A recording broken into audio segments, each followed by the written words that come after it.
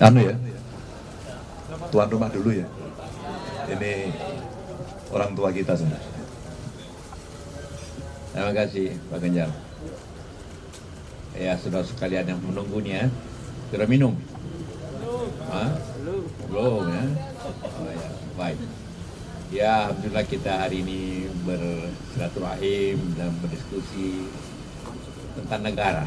Kita tidak bicara tentang politik, ya tentu politik. Bicara tentang negara. Bagaimana negara ini ke depan lebih baik. Dan negara lebih baik itu haruslah dengan kerjasama semua pihak yang baik. Dan karena itulah kita harapkan dalam pemilu akan datang ini dilaksanakan sebagaimana seluruh bandar dengan baik, dengan aman.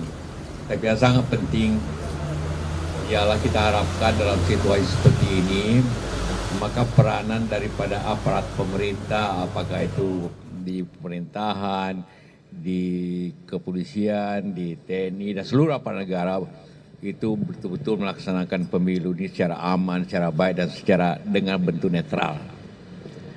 Kenapa kita kemukakan netralitas? Karena sumpah, ingat ya, sumpah semua pejabat, sumpah semua aparat selalu berbunyi akan taat kepada undang-undang dan akan melaksanakan segala tugasnya dengan sebaik-baiknya, dengan seadil-adilnya. Itu semua diucapkan semua pejabat itu. Jadi apabila ada pejabat tingkat apapun ini tidak berlaku adil, maka dia melanggar sumpahnya. Dan sumpahnya selalu ada Al-Quran atau Injil di atasnya. Jadi berat sekali hukumannya. Bukan saja hukuman dunia, hukuman akhirat bagi siapa saja yang melaksanakan pemilu ini tidak sebaik-baiknya dan seadil-adilnya. Siapapun. Karena itulah maka tema kita, keinginan kita, negara harus baik ke depan. Juga keinginan Pak Jokowi, bagaimana tahun 2045 baik. Tidak mungkin 2045 baik kalau hari ini tidak baik. Kita setuju tuh Pak Jokowi, bahwa kita menuju 45. Tapi apabila diberikan contoh yang tidak baik pada tahun 2024, maka menjadi bagian ketidakadilan pada tahun-tahun berikutnya. Nah, itu yang menjadi kita tema, bukan apa yang kita kesetuju bersama untuk menjaga bangsa dan negara ini. Kita bisa berbeda, tapi berbeda pilihan politik, tapi kita tidak berbeda dalam pilihan negara. Nah, itu yang penting. Itu yang kita kemukakan. Pak Ganjar. Terima kasih Pak JK. Saya datang untuk bersilaturahmi dengan beliau, orang tua kita, dan tentu banyak pengalaman, dan tadi kita mendapatkan banyak sekali masukan-masukan. Intinya pemilu mesti berjalan dengan baik, nilai persatuan bangsa mesti dijaga. Saya mengapresiasi beliau, tadi beliau sampaikan pilihan boleh beda. Barangkali rasa-rasanya juga pilihannya Pak JK akan beda dengan saya. Tapi kalau nanti dukung saya juga boleh Pak? Boleh. Kalau kita beda dan selama ini perbedaan itu 5 tahunan, kita selalu mempersatukan. Dan kalaulah kemudian banyak terjadi mozaik-mozaik yang mungkin sulit dipersatukan, inilah momentum untuk rekonsiliasi bangsa. Sekali lagi, bangsa. Anak-anak bangsa agar bisa membawa negara pada visi dari cita-cita untuk menuju 2045 yang lebih baik. Dan kami diskusi panjang tentang negara ini, saya belajar betul, mudah-mudahan kita akan bisa menjaga sehingga pemilunya lancar, masyarakat bisa usaha dengan baik, masyarakat yang di bawah bisa merasakan hasil pembangunan, dan semua merasakan, oh hidup di Indonesia penuh dengan kepastian hukum, dan semua akan berjalan dengan baik, orangnya bahagia. Itu aja, terima kasih teman-teman semuanya. Ya.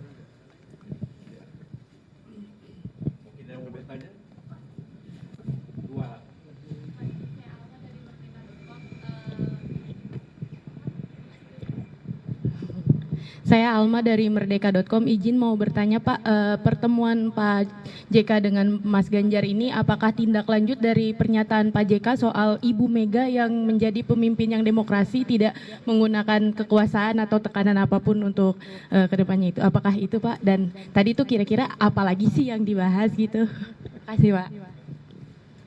Ya tentu itu bagian daripada situ, bahwa saya sangat menghargai Ibu Mega sebagai seorang yang pemimpin yang ibu yang baik dan sangat demokratis.